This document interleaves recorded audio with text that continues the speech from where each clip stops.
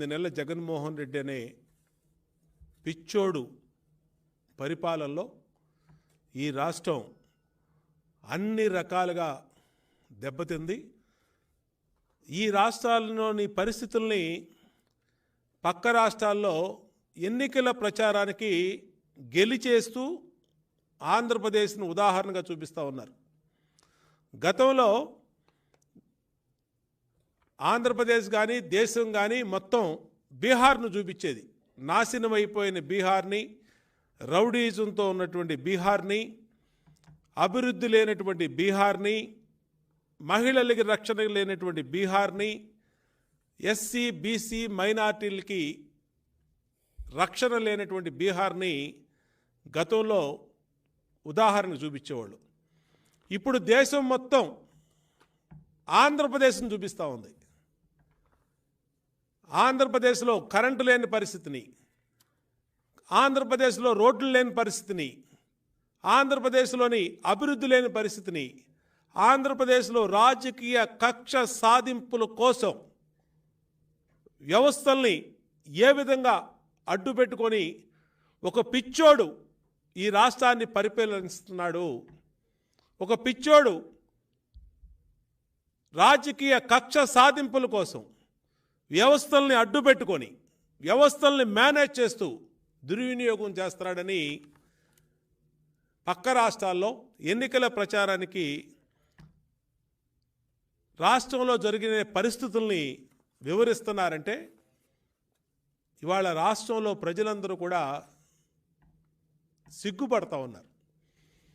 ఇలాంటి పిచ్చోడుగా మనం ఓట్లేసింది, ఇలాంటి పిచ్చోడినా మనం ఎన్నుకుంది, ఇలాంటి డబ్బు పిచ్చోడు, కక్షల పిచ్చోడు రోజు ఎదుటి వ్యక్తులు కష్టపడుతుంటే, ఎదుటి వ్యక్తులు నాశనం అయిపోతుంటే, ఎదుటి వ్యక్తులు పతనం అయిపోతుంటే వాళ్ళని వేధించి, వాళ్ళని దుర్మార్గంగా హింసించి ఏ వ్యవస్థలైనా దానికోసం మేనేజ్ చేసి ఈరోజు ప్రతిరోజు కూడా ఎవరో ఒకళ్ళ మీద కేసు, ఎవరో ఒకళ్ళు గోడలు దూకి రాత్రిపూట సిఐడి పోలీసులు అరెస్ట్ చేయటాలు, ఎవరో ఒకళ్ళు ఏ రాజకీయ పార్టీని ఒకళ్ళని ఈ పిచ్చోడి చేతిలో రాయి ఎవడి మీద పడుతుందో రాత్రిపూట తెలియదు.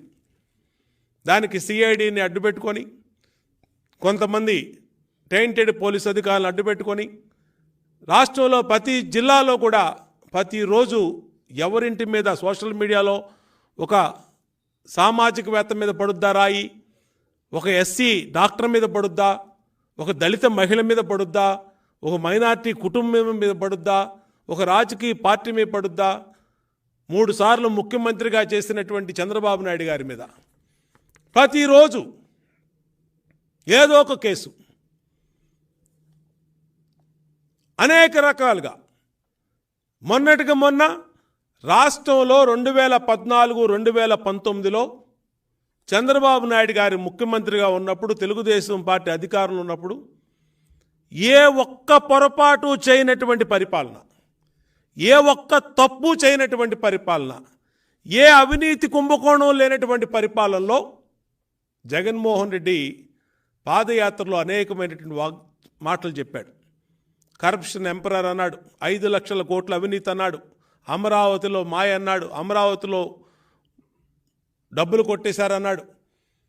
మరి అధికారంలోకి వచ్చినాక మొదటి రోజే సమావేశం పెట్టి అధికారుల్ని, మీరు చంద్రబాబు నాయుడు గారి పరిపాలనలో అవినీతిని పట్టుకుంటే మీకు సన్మానం చేస్తాను, మీకు ప్రమోషన్లు ఇస్తాను, మీకు బ్రహ్మాండమైన పోస్టింగ్లు ఇస్తాను అని అన్ని రకాలుగా వాళ్ళని ఉత్సాహపరిచాడు. మరి 4 సంవత్సరాలు 8 నెలలైంది. చంద్రబాబు నాయుడు గారి పాలనలో ఉన్న ప్రతి ఫైల్ని జగన్మోహన్ రెడ్డి రిటైర్డ్ ఐఏఎస్ అధికారులను ఒక టీమును పెట్టుకొని, ఒక సిట్టును పెట్టుకొని, ఒక అనధికార సిట్టును పెట్టుకొని, మంత్రివర్గ సబ్ కమిటీలను పెట్టుకొని అనేక రకాలుగా 5 సంవత్సరాల ఫైల్స్ని కూడా క్షుణ్ణంగా ప్రతి పేపర్ని, ప్రతి ఫైల్ని ఎతికాడు. ఎక్కడా కూడా ఆయనకి ఏ తప్పు చేయనటి పరిపాలనే దొరికింది. ఇక చివరికి ఆ పిచ్చితనంతో, ఆ పిచ్చి ముదిరి ఈరోజు తప్పుడు కేసులు పెట్టడానికన్నా ముందుకెళ్ళండి, తప్పుడు ఆధారాలను సృష్టించండి అని చెప్పి ఈ రాష్ట్రంలో లక్షల మంది యువతకి ఉద్యోగాలు ఇవ్వటం కోసం తెచ్చినటువంటి స్కిల్ డెవలప్మెంట్ దేశంలో అనేక రాష్ట్రాల్లో గుజరాత్తో సహా 5 రాష్ట్రాల్లో ప్రపంచవ్యాప్తంగా సిమెన్స్ కంపెనీ పెట్టినటువంటి టెక్నాలజీని యంత్రాలని ఉపయోగపడే కార్యక్రమాన్ని ఈరోజు దాంట్లో తప్పుడు ఆధారాలు సృష్టించి 52 రోజులు చంద్రబాబు నాయుడు గారిని అక్రమంగా జ్యుడిషియల్ రిమాండ్ పెట్టించారు. రాక్షస ఆనందం రోజు తాడేపల్లిలో వికటాస్థాస్తాలు. జగన్మోహన్ రెడ్డి మంత్రులు ఎంపీలు ఎమ్మెల్యేలు వైసీపీ నాయకులు వికటాస్థాసం చేశారు.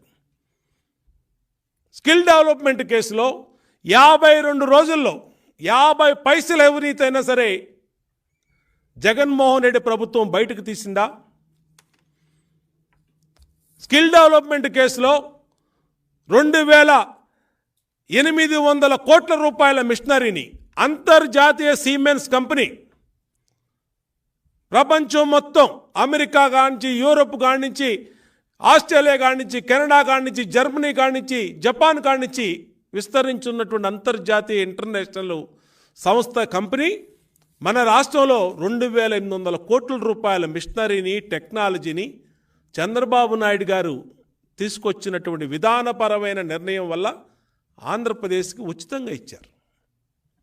ఉచితంగా ఇచ్చి 2 లక్షల చిల్లర యువతకి స్కిల్ డెవలప్మెంట్ చేసి 1,00,000 మంది పైగా ఉద్యోగాలు వచ్చినటువంటి స్కిల్ డెవలప్మెంట్ కేసులో 4 సంవత్సరాలు 8 నెలలు భూతత్వం పెట్టి ఎదిగినా దొరకనటువంటి అవినీతిలో జగన్మోహన్ రెడ్డి తప్పుడు ఆధారాలు సృష్టించి దాంట్లో అవినీతి జరిగిందన్నాడు. నేను అడుగుతా ఉన్నా, 52 రోజుల్లో నువ్వు ప్రివెంటివ్ ఆఫ్ కరప్షన్ని ఛార్జెస్ పీసీ యాక్ట్ పెట్టావు. పెట్టిన వాడివి ఏ ఒక్క ఆధారమైనా, ఏ ఒక్క రూపాయి దొరికిందని కానీ కోర్టుకి చూపించగలిగావా జగన్మోహన్ రెడ్డి అని అడుగుతా ఉన్నా. ఎక్కడా లేదు, ఒక్క రూపాయి. ఇదే జగన్మోహన్ రెడ్డి మీద ప్రివెంటివ్ ఆఫ్ కరప్షన్ కింద సిబిఐ ఎంక్వైరీ చేస్తే 43,000 కోట్ల ఆస్తులు సీజ్ చేశారు. 11 కేసులు సిబిఐ పెట్టింది, 8 కేసులు ఈడీ పెట్టింది. 1,00,000 కోట్ల రూపాయలు మార్కెట్ వాల్యూకి ఆస్తులు సీజ్ చేశారు. అదే ప్రివెంటివ్ ఆఫ్ కరప్షన్ కేసు అంటే. 2,800 కోట్లు మన ఆంధ్ర రాష్ట్రంలో 42 సెంటర్ల ద్వారా ఎంతోమంది లక్షల మంది యువకుడికి ఉద్యోగాలు, ఉపాధి, స్కిల్ని డెవలప్ చేసినటువంటి దీంట్లో ఎక్కడ అవినీతి జరిగిందయా జగన్మోహన్ రెడ్డి? నేను అడుగుతా ఉన్నా ఈ పిచ్చోడిని, స్కిల్ డెవలప్మెంట్ కేసులో ఎక్కడ అవినీతి జరిగిందో ఈ పిచ్చోడు చెప్పాలి. నీ పిచ్చి ముదిరి నీవు ఇంటికి వెళ్ళిపోతున్నావని, ఇంకా 4 నెలల్లో నీకు ఎక్స్పైరీ డేట్ దగ్గర పడిందని రాష్ట్రంలో ప్రశాంత్ కిషోర్ ఇచ్చిన సర్వే కానీ, నీ ఇంటెలిజెన్స్ డిపార్ట్మెంట్ ఇచ్చిన సర్వే కానీ, నువ్వు చేపించుకున్నటువంటి సర్వేల్లో కానీ జనసేన తెలుగుదేశం పార్టీ కూటమి ఏకపక్షంగా అధికారంలో రాకపోతా ఉంది. నీకు సింగిల్ డిజిట్ కూడా వచ్చే పరిస్థితి లేదు అని తెలిసినాక ఈ పిచ్చోడు తన మీద రాబోయే కేసులన్నిటిని ఇప్పుడు ముందర కాళ్ళకి బంధంలాగా చంద్రబాబు నాయుడు గారి మీద అక్రమ కేసులు రోజుకోటి పెడతా ఉన్నాడు.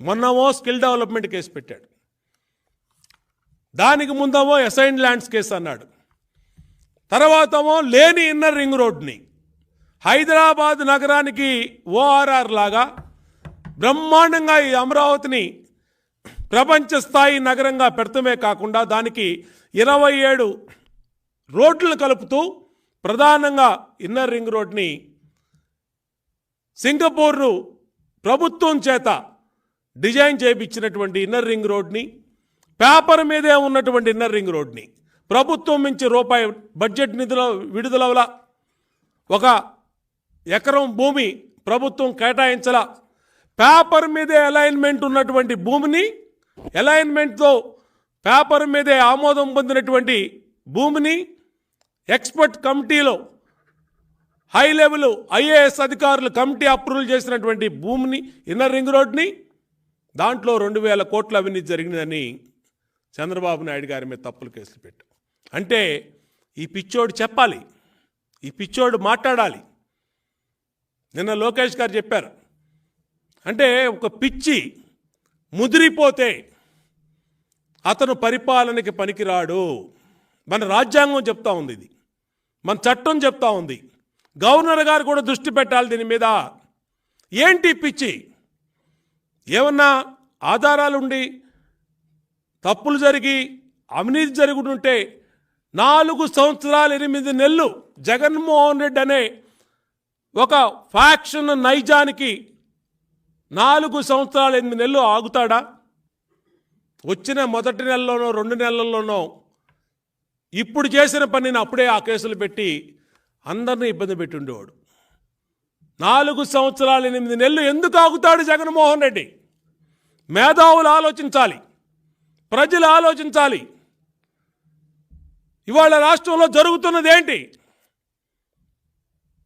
నీతివంతంగా పరిపాలన చేసినటువంటి చంద్రబాబు నాయుడు గారి మీద కేసుల మీద కేసులు, కేసుల మీద కేసులు. ఎందుకు పెట్టలేకపోయావు? 4 సంవత్సరాల 8 నెలల నుంచి నువ్వు సైకో జగన్మోహన్ రెడ్డి అని అడుగుతా ఉన్నావు, ఈ పిచ్చోడిని అడుగుతా ఉన్నావు. ఉచితంగా ఇచ్చిన ఇసుక మీద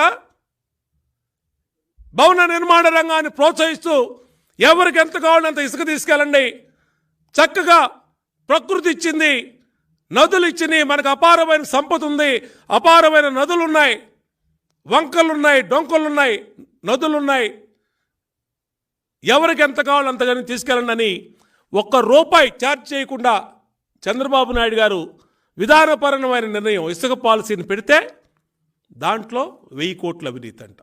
ఎక్కడున్నాయా ఈ 1000 కోట్లు? ఎవరికి ఇచ్చారయ్యా 1000 కోట్లు? ఈ 1000 కోట్లు ఎక్కడున్నాయి? పిచ్చో జగన్మోహన్ రెడ్డి అడుగుతా ఉన్నాం. స్కిల్ డెవలప్మెంట్లో అవినీతి ఎక్కడ జరిగింది? పిచ్చోడు జగన్మోహన్ రెడ్డిని అడుగుతా ఉన్నాం. లేని ఇన్నర్ రింగ్ రోడ్లో అవినీతి ఎక్కడ జరిగింది? ఈ పిచ్చోడు జగన్మోహన్ రెడ్డి అడుగుతా ఉన్నాం. అమరావతిని నువ్వు వచ్చి నాశనం చేశావు, ఎక్కడ అమరావతిలో అవినీతి జరిగింది? ఈ పిచ్చోడు జగన్మోహన్ రెడ్డి అడుగుతా ఉన్నాం. పిచ్చి ముదిరి ఇంకొక 3 నెలల్లో ఇంటికి వెళ్ళిపోయే పరిస్థితి వచ్చి పిచ్చి పిచ్చి పనులు చేస్తూ ఏదో విధంగా ఆయన రాజమండ్రి జైలు నుంచి విడుదలై అశేష ప్రజానీకం ఊర్లు కదిలొచ్చి మొత్తం రోడ్ల మీద పడుకొని మహిళలు, చిన్నలు, పెద్దలు పడుకొని ఆయన చూసి ఆయనకి మేము సంఘీభావంగా అండగా ఉన్నామని చెప్తే దాని మీద కూడా కోర్టులో మళ్ళీ నిన్న కేసు. ఏంటి పిచ్చోడు పరిపాలన? కాబట్టి ప్రజలు ఆలోచించాలి. దేశంలోనే బ్రహ్మాండమైనటువంటి లిక్కర్ పాలసీని ఆ రోజు 2014, 2019 ఇండియన్ మేడ్ లిక్కర్ IML కానీ, Indian made foreign liquor IMFL కానీ, భారతదేశంలో ఏ బ్రాండ్లు అయితే ఉన్నాయో మల్టీనేషనల్ బ్రాండ్స్ కానీ, ఇండియాలో ఉన్నటువంటి టాప్ మోస్ట్ డిస్టిలరీస్ కానీ వాటి మద్యాన్ని ఆంధ్రప్రదేశ్లో అమ్మి, ఆంధ్రప్రదేశ్లో ఇతర రాష్ట్రాల్లో ఏ మద్యం దొరుకుతుందో ఆంధ్రప్రదేశ్లో కూడా అదే మద్యం దొరకాలి, మళ్ళీ ధర కూడా అందుబాటులో ఉండాలని చెప్పి తెలుగుదేశం ఆ రోజు ఆలోచిస్తే ఈరోజు జగన్మోహన్ రెడ్డి అధికారంలోకి వచ్చినాక మొత్తం జే బ్రాండ్స్ చేసి నాసి రకం మందులు అమ్ముతూ, నాసి రకం మద్యాన్ని విచ్చలవిడిగా అమ్ముతూ అన్ని డిస్టిలరీసు జగన్మోహన్ రెడ్డి అనుచరులే. గత 4 సంవత్సరాలు 8 నెలలుగా ఈ రాష్ట్రంలో లక్షల కోట్ల మద్యంలో అమ్మకాల్లో మొత్తం Jaganmohan Reddy J brands, Adan distilleries, Vijayasai రెడ్డిది, దాంట్లో 2,000 కోట్ల మద్యాన్ని ఆ ఒక్క డిస్టిలరీస్లో కొన్నారు. మిథున్ రెడ్డి ఎస్పీఐ డిస్టిలరీస్ని మిథున్ రెడ్డి టేక్ ఓవర్ చేసి రీజ్ తీసుకొని దాంట్లో 1,000 కోట్లు మద్యాన్ని దాంట్లో కొన్నారు. తెలుగుదేశం హయాంలో ఇండియన్ మేడ్ లిక్కర్ అని రెక్టిఫైడ్ స్పిరిట్తో చాలా జాగ్రత్తగా ప్రజల ఆరోగ్యం గురించి ఆలోచన చేస్తే ఆ రోజు మొత్తం జే బ్రాండ్ స్పిరిట్తో మొత్తం ల్యాబ్ రిపోర్ట్స్ కూడా ఇవాళ అన్నీ చెప్తా ఉన్నాయి. ఆంధ్రప్రదేశ్లో అమ్మే మద్యం ప్రాణాలకి విపరీతమైనటువంటి హాని. ఈ 4.5 సంవత్సరాల్లో జగన్మోహన్ రెడ్డి డబ్బు పిచ్చ వల్ల, జే బ్రాండ్స్ అమ్మటం వల్ల లక్షల మంది చనిపోయారు ఆంధ్రప్రదేశ్లో. చెప్పు జగన్మోహన్ రెడ్డి, గతంలో ఉన్నటువంటి మద్యం పాలసీ మీద ఏం తప్పు జరిగింది? అక్రమంగా చంద్రబాబు నాయుడు గారి మీద కేసు పెట్టాం. 100 డిస్టిలరీస్ ఉంటాయి, 16 మంది టోటల్గా పెద్దిరెడ్డి కానీ, సజ్జల రామకృష్ణారెడ్డి కానీ, వైవి సుబ్బారెడ్డి కానీ, అలాగే జైపాల్ రెడ్డి కానీ, అట్లాగే మిథున్ రెడ్డి కానీ, విజయసాయి రెడ్డి కానీ, మొత్తం నీ పక్కనున్న రెడ్డిలందరూ కూడా ఈ జే బ్రాండ్స్ లిక్కర్లందరినీ, డిస్టిలరీస్ అన్ని హ్యాండ్ ఓవర్ చేసుకొని ఇష్టారీతన కల్తీ మద్యం, జే బ్రాండు, నాసిరకం మద్యంతో ప్రజల ప్రాణాలు తీస్తూ ఉంటే నువ్వు నీతివంతమైతే సిబిఐ ఎంక్వైరీ కోరు, సిబిఐ ఎంక్వైరీ అడుగు. సిబిఐ ఎంక్వైరీకి నీ లిక్కర్ పాలసీలో అవకతవకలు, అవినీతి, అక్రమాలు లేకపోతే, నువ్వు నీతివంతుడు అయితే సిబిఐ ఎంక్వైరీ అడుగు. తెలుగుదేశం హయాంలో ఉచిత ఇసుకనిచ్చి భవన నిర్మాణ రంగం 40 లక్షల కార్మికులు కానీ, ఈ రాష్ట్రానికి వ్యవసాయం తర్వాత అత్యంత ప్రధానమైనటువంటి ప్రజలు ఆధారపడి జీవిస్తున్నటువంటి ఇసుక పాలసీలో ఉచితంగా ఇసుకిస్తే నువ్వు ఇవాళ జేపీ బ్రాండ్లు, జేపీ వెంచర్స్ అని నీ తమ్ముడు అనిల్ రెడ్డికి ఎన్ఎండిసి రూల్స్ను మార్చి, టెండర్ రూల్స్ను మార్చి, ఎవడు టెండర్లో పార్టిసిపేట్ చేయకుండా అక్రమంగా నువ్వు ఇవాళ నీకు నీ తమ్ముడికి ప్రీ బిడ్ ఇచ్చి, అంతకుముందు శేఖర్ రెడ్డికి, జేపీ వెంచర్స్కి మొత్తం దోచేలా ఇసుకని 40,000 కోట్లు నీ అవినీతిని సాక్ష్యాధారాలతో ఏ ఊళ్ళో, ఏ నది పక్కన, ఏ వెంచర్లో, ఏ రీచ్లో ఎంత కొట్టేసావో మేము క్వాంటిటీతో సహా బయట పెట్టాం. కోరు సిబిఐ ఎంక్వైరీ, కోరు సిబిఐ ఎంక్వైరీ అడుగు. నీ ఇసుక పాలసీ మీద, నీ లిక్కర్ పాలసీ మీద సిబిఐ ఎంక్వైరీ అడుగు. నువ్వు కొట్టేసిన ల్యాండ్స్, మైన్స్,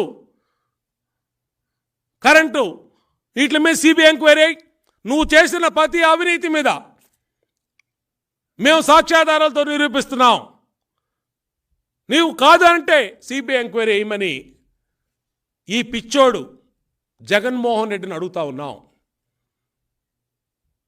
స్కిల్ డెవలప్మెంట్లో రాష్ట్రంలో యువత ఉద్యోగాలు ఇవ్వటం తప్ప పిచ్చోడు జగన్మోహన్ రెడ్డి చెప్పాలి. నువ్వు ఈ అమరావతి నగరానికి విశ్వనగరంగా ప్లాన్ చేసి ఇన్నర్ రింగ్ రోడ్లు పెడతాం తప్ప పిచ్చోడు జగన్మోహన్ రెడ్డి చెప్పాలి.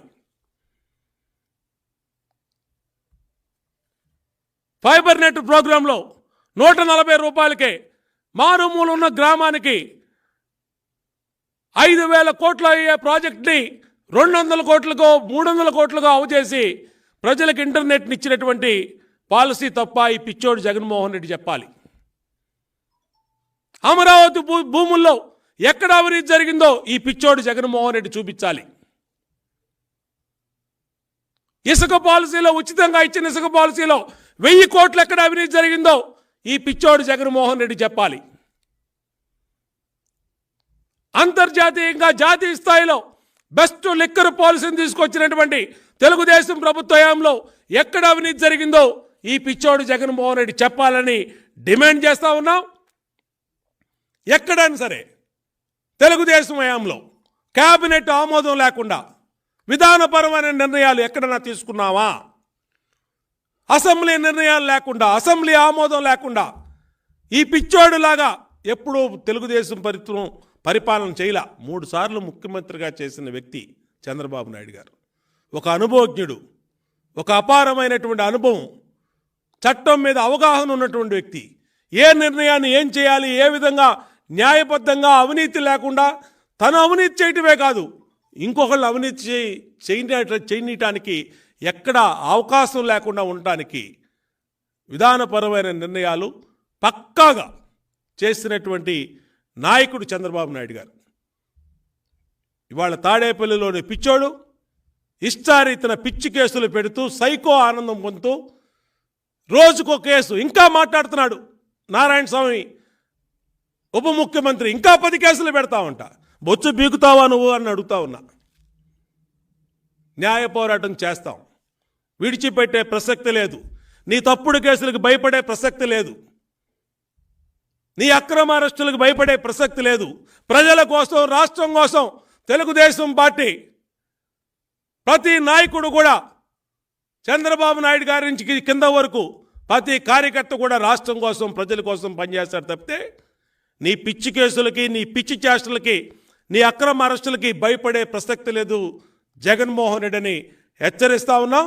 ఈ పిచ్చోడికి పిచ్చి ముదిరింది కాబట్టి గవర్నర్ గారు కూడా జోక్యం చేసుకొని కేంద్రానికి ఇతని మానసిక స్థితి మీద, ఈ పిచ్చోడు నిర్ణయాల మీద నివేదిక ఇవ్వమని కూడా విజ్ఞప్తి చేస్తా ఉన్నాం.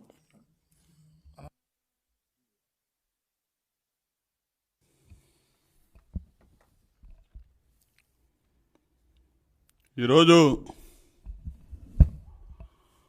రోజుకో కేసు పెట్టాలని డిసైడ్ అయినట్టున్నారు. ఎందుకంటే 12 కేసుల్లో సిబిఐ ఛార్జ్షీట్లు, 7 కేసుల్లో ఈడీ ఛార్జ్షీట్లు ఎదుర్కొంటా ఉన్నాడు. 16 నెలలు జైల్లో ఉండొచ్చాడు ముఖ్యమంత్రి జగన్మోహన్ రెడ్డి. ఎన్నికలు దగ్గరికి వస్తూ ఉన్నాయి. ప్రతిపక్ష నాయకుడు చంద్రబాబు నాయుడు గారు ప్రజల్లోకి వెళ్ళకూడదు.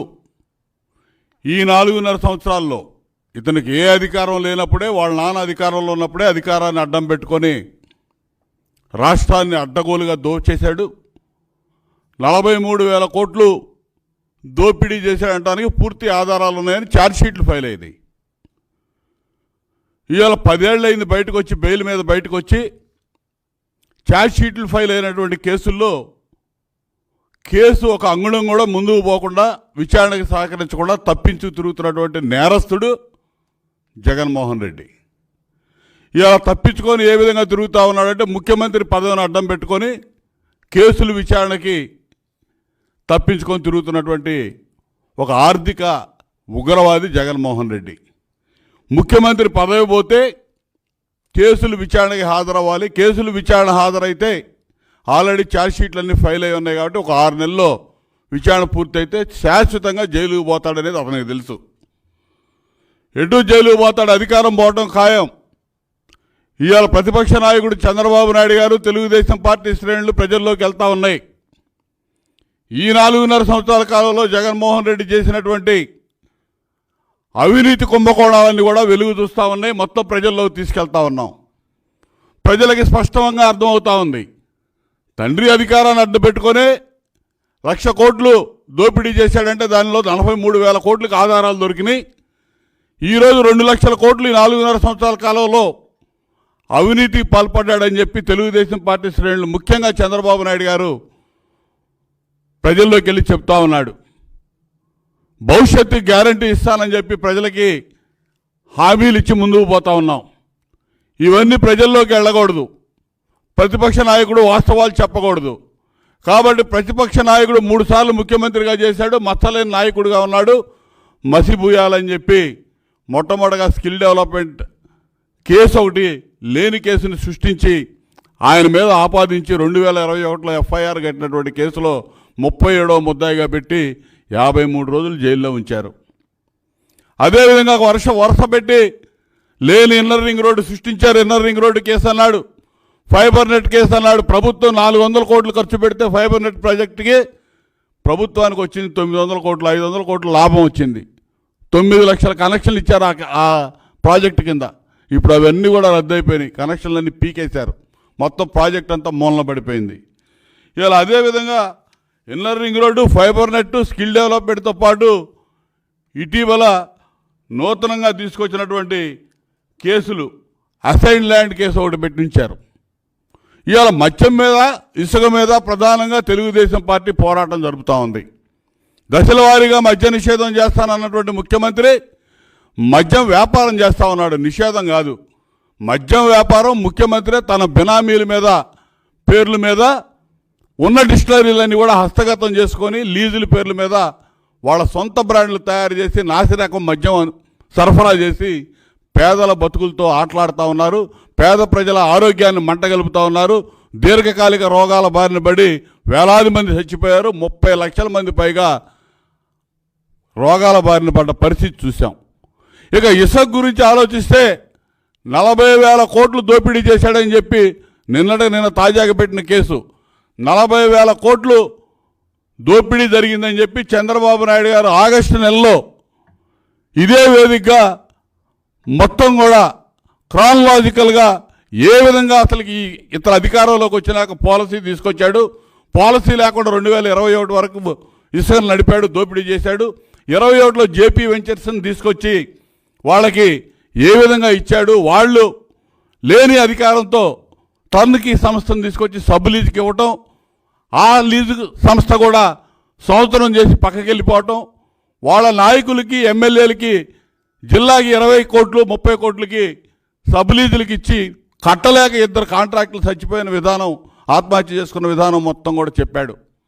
ఈ రాష్ట్రంలో ఇసుక ఏ విధంగా దోపిడీ జరుగుతూ ఉంది, ముఖ్యంగా ఇలా కంప్లీట్ 67 నియోజకవర్గాల్లో 165 రీచ్లు పరిశీలించాం తెలుగుదేశం పార్టీ. ఇసుక సత్యాగ్రహాలు చేశాం. ఫిజికల్గా ఆ రీచ్లకి వెళ్ళి అక్కడ ఉన్నటువంటి స్థానికంగా ఉన్న పోలీస్ స్టేషన్లో తహసీల్దార్లకి కంప్లైంట్లు ఇచ్చాం. డైరెక్ట్గా వీళ్ళు చేసిన దోపిడీ అంతా కూడా బయట పెట్టాం. ఏపీ ఎండీసీ కార్యాలయానికి వెళ్ళి ఈ వెంకటరెడ్డి ఎవడైతే ఎండీ ఉన్నాడో అతన్ని కలవడానికి వెళ్తే ఆఫీసుని మేము చుట్టుముడితే అతను లేకుండా వెళ్ళిపోయి ఇంట్లో కూర్చొని 2వ రోజు పెద్దిరెడ్డితో కలిసి ప్రెస్ మీట్ పెట్టి ఏదేదో మాట్లాడాడు. అసలు అడిగిన దానికి ఒక్కదానికి సమాధానం చెప్పలా. ఈ రాష్ట్రంలో పాలసీ లేకుండా నడుస్తున్నటువంటి విధానం ఏదైనా ఉందంటే ఇసుక విధానం. గ్రీన్ ట్రిబ్యునల్ తీర్పిచ్చింది ఇసుక రీచ్లని మూసామని, అయినా కూడా వీళ్ళు ఆపేలా. వీళ్ళు ఇచ్చినటువంటి జేపీ వెంచర్స్కి మే నెలలో అగ్రిమెంట్ అయిపోయింది, మే 5వ తారీఖుతో. ఈ రోజు వరకు కూడా అదే జేపీ వెంచర్స్ పేరు మీద దొంగ వేబిల్లులు ఇచ్చి ఇసుక అమ్ముతా ఉన్నారు. కోట్ల రూపాయలు, 100,000 కోట్ల రూపాయలు దోపిడీ జరుగుతూ ఉంది.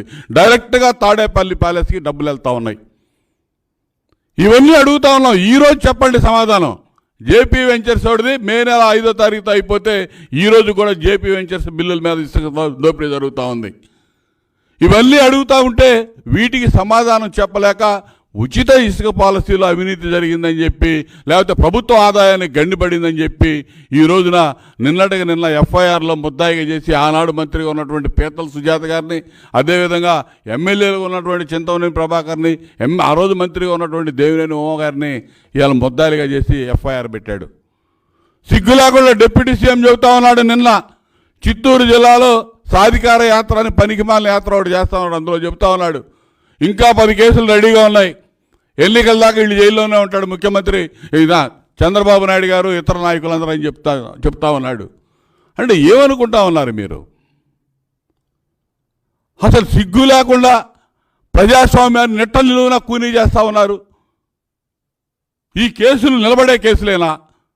నీ మీద సిబిఐ కేసులు పెట్టింది కాబట్టి నీ చేతిలో ఉన్న జేబు సంస్థకు ఉన్నటువంటి సిఐడిని వాడుకొని ఇవాళ మా నాయకుడు చంద్రబాబు నాయుడు గారు ప్రజల్లోకి వెళ్లకుండా ఈ కేసుల చుట్టూ తిరగాలనేది నీ ఆలోచన. అంతకుమించి ఏమీ లేదు.